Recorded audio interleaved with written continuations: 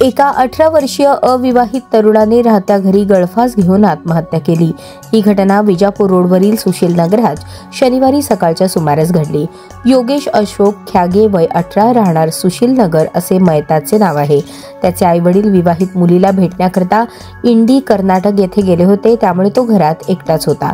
सकाळी 9 पूर्वी त्याने घरातील छताच्या पंख्याला ओढणीच्या साहाय्याने गळफास घेतला। याची माहिती मिळाल्यानंतर रवी प्यागे चुलत भाऊ याच्यासह अन्य नातेवाईकांनी दरवाजा उचकटून पाहिले असता तो गळफास घेतलेल्या अवस्थेत आढळला। त्याला फासातून सोडून शासकीय रुग्णालयात दाखल केले असता डॉक्टरांनी त्याला मृत घोषित केले। मयत योगेश ख्यागे याच्या पश्चात आई, वडील आणि एक विवाहित बहीण असा परिवार आहे। तो 12वी पर्यंत शिकला होता। एका बेकरीत तो काम करत होता। घटनेची नोंद विजापूर नाका पोलिसात झाली असून या मागचे कारण अद्याप समजले नाही।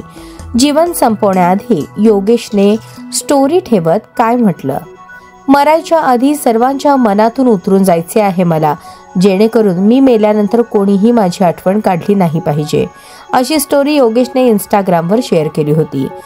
योगेश हा एका बेकरी दुकानात काम करत होता, तर त्याचे वडील वॉचमन म्हणून काम करतात। घटनेच्या वेळेस योगेशचे आई वडील नातेवाईकांकडे गेले होते, तर तो घरात एकटाच होता। योगेशने टोकाचे पाऊल का उचलले त्याचे नेमके कारण अद्याप अस्पष्ट असून पोलिसांकडून अधिक तपास सुरू आहे।